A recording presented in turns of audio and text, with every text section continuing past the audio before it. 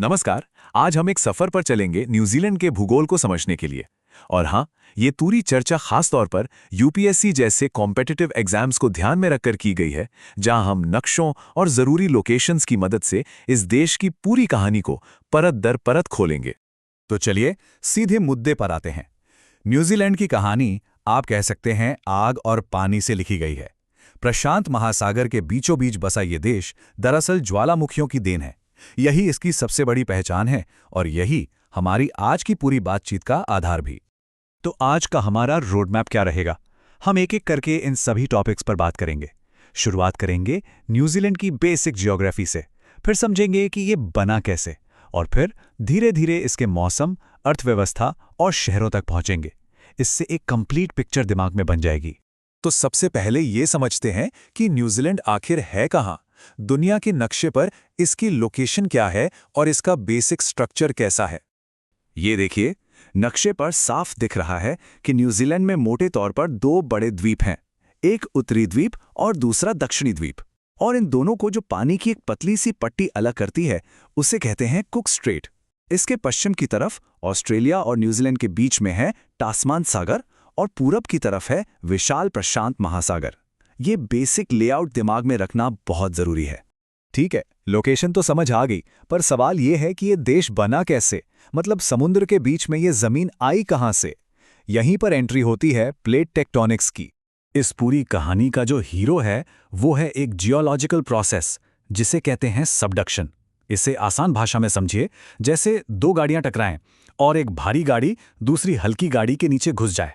बिल्कुल वैसे ही जब समुद्र के नीचे दो टेक्टोनिक प्लेट्स टकराती हैं तो जो भारी वाली प्लेट होती है वो हल्की वाली के नीचे खिसक जाती है, और धरती के अंदर इतनी गर्मी है कि ये नीचे गई हुई प्लेट पिघलकर मैग्मा बन जाती है। तो होता क्या है, सबसे पहले प्लेटें टकराएं, फिर सबडक्शन हुआ, यानी भारी प्लेट नीचे धंसकर पिघल गई। इससे जो मैग्मा बना वो हल्का होने की वजह से ऊपर की तरफ उठा, और फिर ज्वालामुखी के फटने से लावा बाहर आया और परत दर परत जमता गया। और बस इसी तरह लाखों सालों में समुद्र के बीच में एक जमीन का टुकड़ा उभर आया, जिसे आज हम न्यूजीलैंड कहते हैं। तो ये तो हुई बनने की कहानी, लेकिन इस ज्वालामुखी इतिहास के निशान आज भी न्यूजीलैंड की जमीन पर साफ साफ दिखते हैं। चलिए इन सबूतों को जरा करीब से देखते हैं। इसके दो सबसे जबरदस्त सबूत हैं, एक उत्तरी द्वीप पर और दूसरा दक्षिणी द्वीप पर। नॉर्थ आइलैंड पर है लेक टैपो और साउथ आइलैंड पर है शानदार दक्षिणी आल्प्स पर्वत श्रृंखला। ये दोनों ही इस बात के जीते जागते सबूत हैं कि यहाँ की धरती अंदर से कितनी एक्टिव रही है। अब ये लेक टैपो कोई आम झील नहीं है। इसे समझने के लिए हमें काल्डेरा झील का कॉन्सेप्ट समझना होगा।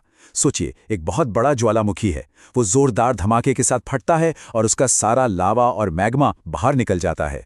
अब वो ऊपर से खोखला हो गया तो उसका मुंह या शिखर धड़ाम से नीचे धंस जाता है। इससे जो बहुत बड़ा गड्ढा बनता है ना, उसी में जब पानी भर जाता है तो उसे कहते हैं काल्डेरा झील। और लेक टापो बिल्कुल एक परफेक्ट एग्जाम्पल है काल्डेरा झील का। ये माउंट तोहारा नाम के एक डॉर्मेंट यानी सुप्त ज्वालामुखी के ऊपर बनी है। डॉर्मेंट का मतलब ये कि अभी तो शांत है, लेकिन भविष्य में फिर से जाग सकता है। इस तस्वीर से ये पूरा प्रोसेस एकदम क्रिस्टल क्लियर हो जाएगा। देखिए, सबसे पहले जमीन के नीचे मैग्मा चैम्बर में जबरदस्त प्रेशर बनता है, फिर एक भयानक विस्फोट होता है और पूरा चैम्बर खाली हो जाता है। इसके बाद ऊपर की जमीन, जिसे कोई सपोर्ट नहीं बचा, वो अंदर की तरफ कोलैप्स कर जाती है। इसी से बनता है ये विशाल गड्ढा जिसे हम काल्डेरा कहते हैं। और फिर बस समय के साथ इसमें बारिश का पानी भरता है और एक खूबसूरत काल्डेरा झील तैयार हो जाती है। तो हमने जमीन की बनावट समझ ले। अब देखते हैं कि ये जमीन वहां के मौसम पर कैसे असर डालती है। खासतौर पर नॉर्थ और साउथ आइलैंड के मौसम में क्या फर्क है। यहाँ एक बहुत ही क्लियर कट डिवीजन है। जो उत्तरी द्वीप है वहां की जलवायु चाइना टाइप है, मतलब गर्मियां काफी गर्म और नमी वाली होती हैं।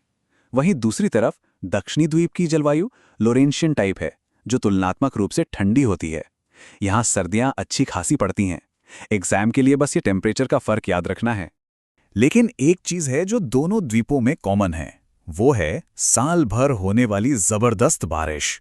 और इसी बारिश की वजह से न्यूजीलैंड इतना हरा भरा और खूबसूरत दिखता है, जिसके लिए वो पूरी दुनिया में जाना जाता है। चलिए अब इन सभी डॉट्स को कनेक्ट करते हैं। भूगोल और जलवायु ये दोनों मिलकर न्यूजीलैंड की अर्थव्यवस्था की रीढ़ कैसे बनते हैं, देखते हैं।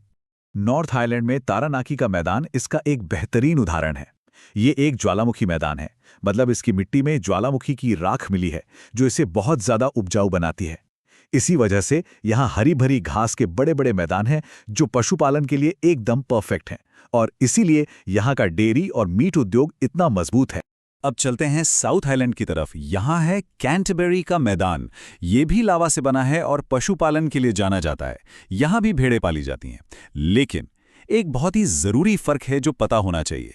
यहाँ भेड़ पालन मुख्य रूप से मांस के लिए होता है, जिसे हम लैम्ब कहते हैं, जबकि ऑस्ट्रेलिया में भेड़ पालन ज़्यादातर ऊन के लिए होता है। ये एक छोटा सा पर महत्वपूर्ण पॉइंट है। तो हमने मैदान और पशुपालन देख लिया। अब बात करते हैं उन शहरों की जो इन सब गतिविधियों के केंद्र हैं, यानी न्यूजीलैंड के अर्बन हब्स की। इस टेबल से हमें पूरी पिक्चर मिल जाती है। देखिए, नॉर्थ में ऑकलैंड है, देश का सबसे बड़ा शहर, एक बड़ा बंदरगाह और फूड प्रोसेसिंग का हब। फिर आती है राजधानी वेलिंगटन, जो टूरिज्म के साथ साथ लॉर्ड ऑफ द रिंग्स जैसी फिल्मों की वजह से फिल्म प्रोडक्शन का भी एक बड़ा सेंटर बन गया है। अब साउथ में देखें तो क्राइस्टचर्च सीधे सीधे कैंटरबरी के मैदानों से जुड़ा है। वहाँ का सारा मीट, ऊन, डेयरी यही प्रोसेस होता है। और आखिर में डुनेडन, जो अपनी यूनिवर्सिटीज़ के लिए मशहूर है, एक एजुकेशन हब है। तो कुल मिला के कहानी क्या है? कहानी ये है कि न्यूजीलैंड एक ऐसा देश है जिसकी हर चीज़ उसकी ज़मीन से तय होती है। ज्वालामुखी की चोटियों से लेकर उपजाऊ मैदानों तक, हर चीज़ ने वहाँ के जीवन को, अर्थव्यवस्था को, हर पहलू को एक शक्ल दी है। तो आज हमने ये तो समझ लिया कि भूविज्ञान ने न्यूजीलैंड के अतीत और आज को कैसे बनाया है, पर सवाल ये है कि इसका भविष्य कौन लिखेगा? क्या वो तकनीक होगी, जलवायु परिवर्तन होगा, या कोई और ग्लोबल फोर्स? इस सवाल के साथ आज की ये चर्चा यहीं खत्म करते हैं।